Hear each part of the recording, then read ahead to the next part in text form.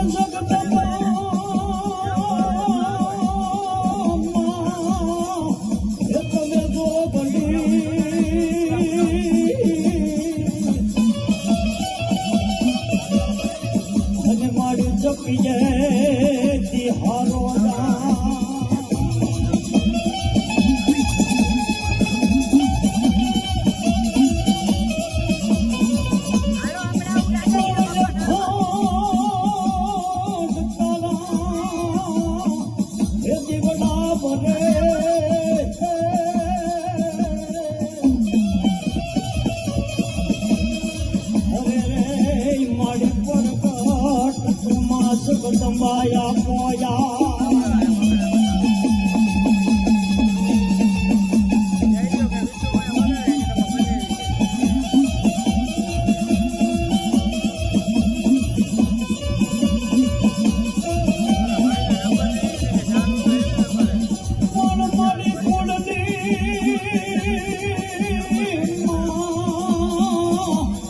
તમે કષ્ટ કાપજો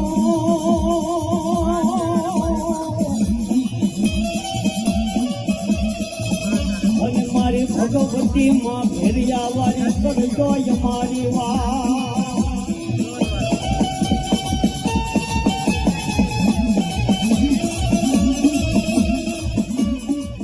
દીવાનજી જી મહારાજ આપણા રાજ્યની માલકોર કોઈ દેવી નામના ગુણગાન ગાઈ રહ્યું છે તો હાલ ને હાલ તપાસ કરો. હે ગઢવી, મારા બાદશાહનું ફરમાન છે કે તું હિન્દુની દેવીની ભક્તિ છોડી મારા અલ્લાહની બંદગી કર. અરે દીવાનજી, અમે તો રહ્યા દેવી પુત્ર એટલે અમારી દેવીની પૂજા કરી, પણ તારા અલ્લાહની બંદગી તો ન જ કરી હો. હે ગઢવી, માની જાઓ તો તમારું ભલું થશે, નહીં માનો તો અમારા બાદશાહ સલામતની કચેરીમાં હાજર થવું પડશે. અરે બાદશાહની કચેરી તો શું, પણ યમરાજની કચેરીમાં હાજર થવું પડે ને. કોઈ હું મોતથી ડરતો નથી. સિપાહીઓ આ એમ નહીં માને અને પકડીને બાદશાહ સલામતની સામે હાજર કરવો.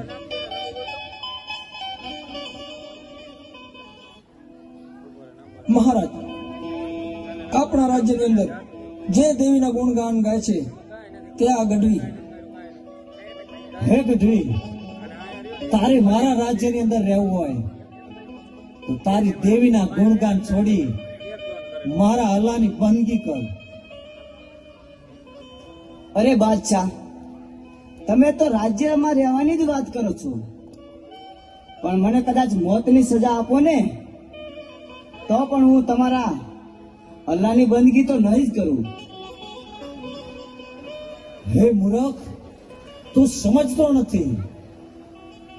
દીવાનજી જી મહારાજ, આ ગઢવીને કાળી કોટડીમાં પૂરીને મરચાનો ધુવાડે દો કે કેવી આવે છે એની હિન્દુની દેવું.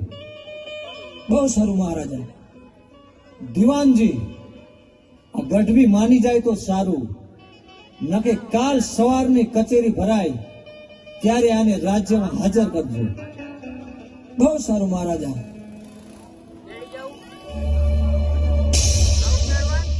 હે બાદશાહ, સૂતો હોય તો જાગજે. હું ઓખાના મંડાણની ગાંડી દેવ તારા સપને આવીને કહું છું કે તારા રાજ્યની અંદર મારા ભક્તોને તું રંજાડે છે, માટે સમજી જા અને આ ત્રાસ ગુજારવાનું બંધ કરીશ તો તારું ભલું થશે. જા જા હિંદુડાની દેવી, તારાથી હું ડરતો નથી. તારાથી જે થાય તે પણ કરી લેજો. તું સાંભળ બાદશાહ, પ્રભાત તો પહોર ઉગે ને રાજા કરણની વેળા થાય ત્યારે તારા રંગમહેલની અંદર તારી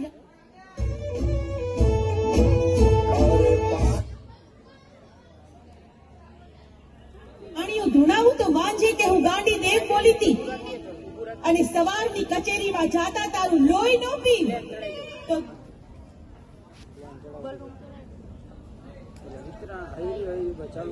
નહીં. જા જા હિન્દુની દેવ, મોતથી હું ડરતો નથી.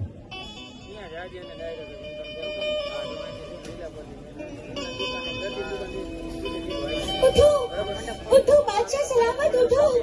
ગજબ થઈ ગયો, ગજબ થઈ ગયો. અરે દાસી, જલ્દી બોલ, શું થયું? બાદશાહ સલામત, આપના રંગ મહેલમાં રાણીબા ધૂણે છે. જલ્દી ચાલો, તમે જલ્દી ચાલો.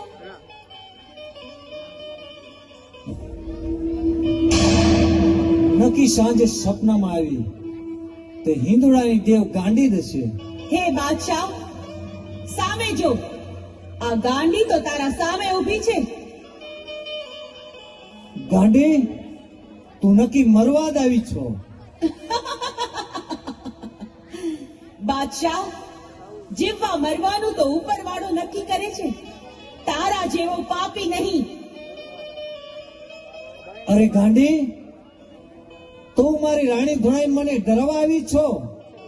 તારાથી મારે ગઢનો કાંગરો પણ ન કરે. બાદશાહ, તારા પાપનો ઘડો ભરાઈ ચૂક્યો છે. તારું મોત હવે મારા હાથે નિશ્ચિત છે. યુદ્ધ કરવા માટે તૈયાર થઈ જા.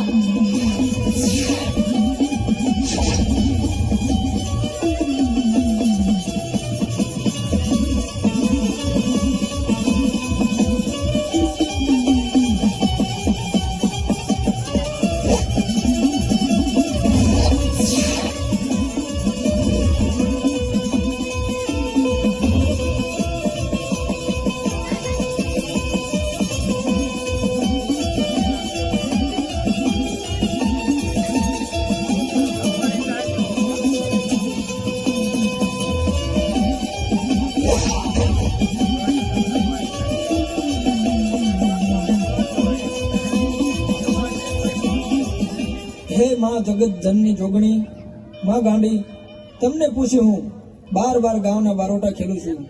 માં, તમારા તલવાર અને ત્રિશુલ તારા મઢમાં રાખું છું. માં ગાંડી, સદાય મારી ભેડે રહેજો. અરે બેટા મોરું, આ ઓખામાં તો શું, પણ આ ધરતી પર ગમે ત્યાં જા તોય તારો વાળ પણ વાંકો થવા દઉં તો આ ગાંડી દેવની કોઈ ઓળખે નહીં બેટા. અરે માડી, કોક દીક મને વહેમી વેળા પડે ત્યારે માડી મારી વારે આવજો. જા બેટા મોરું જા. તારા જીવનમાં ગમે તેવી વસમી વેળા પડે, બસ એક વાર તારી આ ગાંડી દેવને યાદ કરજે. તરત તારી વારે આ ધરતી પર ન આવું તો હું ગાંડી દેવ નો કહેવાઉં. હે માં, આ ઓખાની અંદર સેજક નામનો બાદશાહ ઉતર્યો છે અને મારી ભોળી પ્રજાને રંધાડે છે. માડી, હું તો નથી ડરતો, પણ મારા માણસો ડરે છે.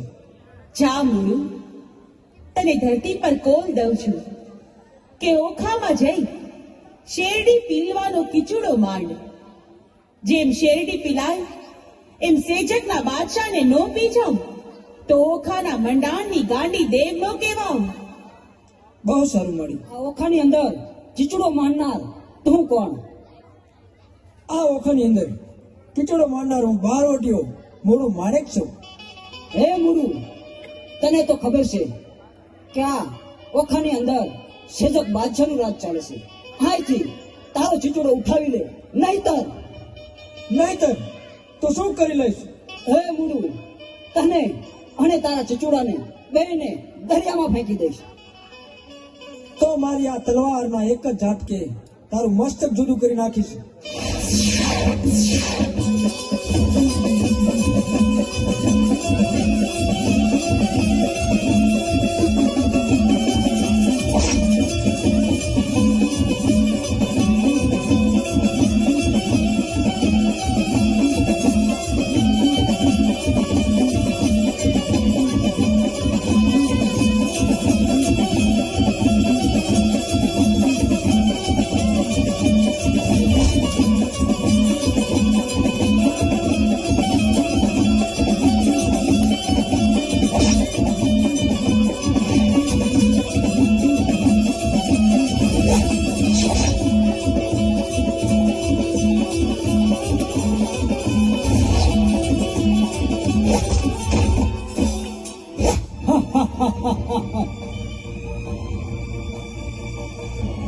અચ્છા, મને નહીં પહોંચવા દે. હે માં ગાંડી, મારી વારે આવજો. હે મારા રસ્તામાં આડી આવનાર તું કોણ? હું કોણ છું એ તો હવે તને ખબર પડશે.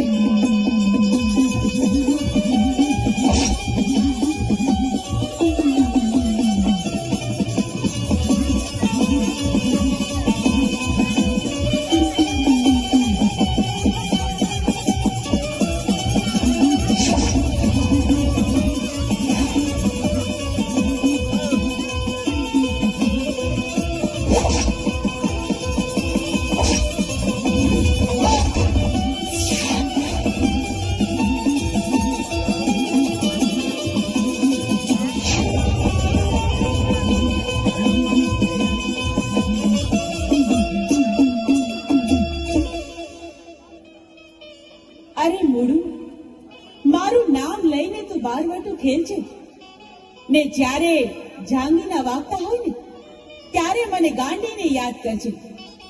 જો તારી વારે ન થાવ તો આ ધરતી પર હું ગાંડી દેવ ન કહેવાઉં. જો બેટા, કાયમ ધર્મના રસ્તે જ ચાલજે. અધર્મના રસ્તે ક્યારેય ન જાતો. કદી કોઈ ગરીબની આંતરડી ન દબાવતો. આ ગાંડી દેવની આટલી શીખ યાદ રાખજે. હા માં, હું સદા યાદ રાખીશ. સરદાર, હવે આપણે શું કરશું?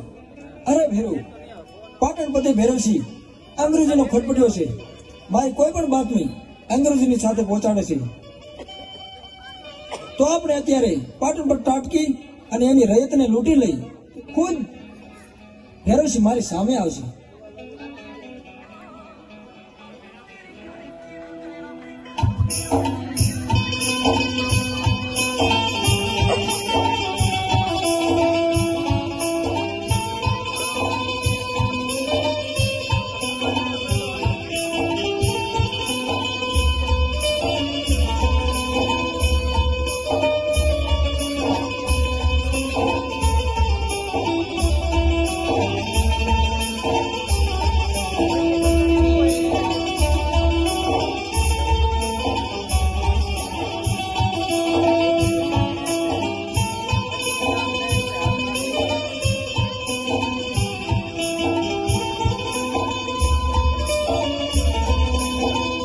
ખબરદાર, એક ડગલું પણ આગળ વધી છે તો આ બંદૂકના ભડાકે તને વીંધી નાખીશ. તારા અંગ પર જેટલા ગણેણા છે તે ઉતારી મને આપી દે. અરે બાપુ, હું તો તમારી દીકરી સમાન ગણાઉં. દીકરીના ઘરેણા ન ઉતારાય હો. દીકરી તો તું ભેરવસિંહના રાજની, મારા ઓખાની નહીં. ઉતાર તારા ઘરેણા અને કહી દીજે તારા ભેરવસિંહને કે ઘરેણા જોતા હોય તો ઓખા આવીને લઈ જાય.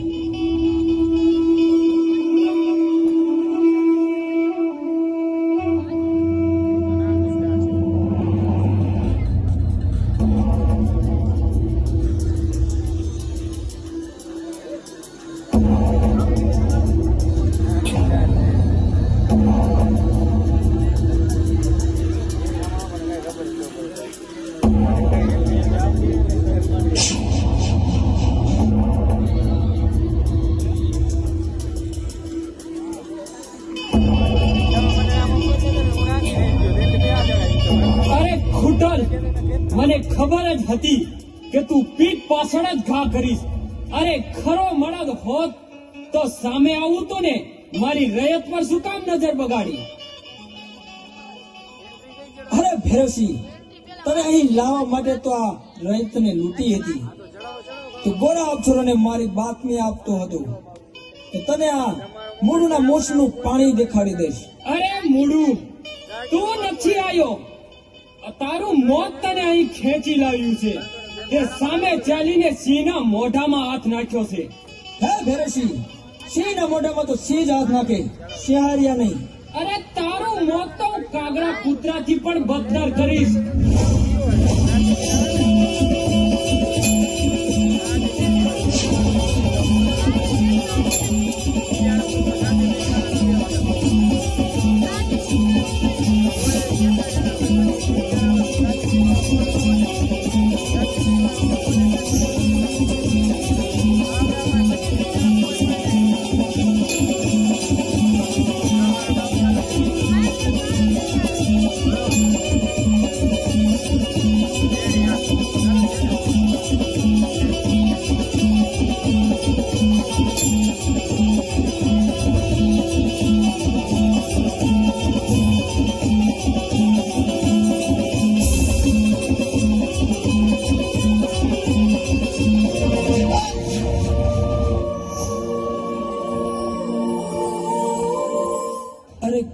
ગયો મારો ધીંગો ધણી.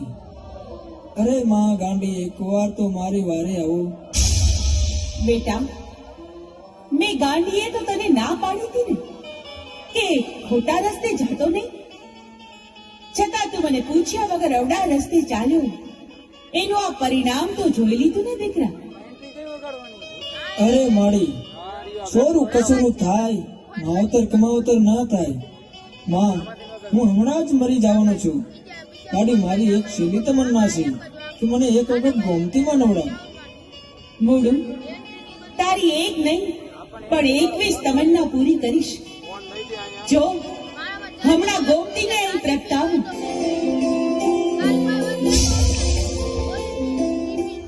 હે ગાંડી, તારે પણ મૂળુનું શ્રગમાં ભાથું લઈને જાવું લાગે છે. અભિમાની ભૈરવસિંહ, તો તું પણ મરવા માટે તૈયાર થઈ જા.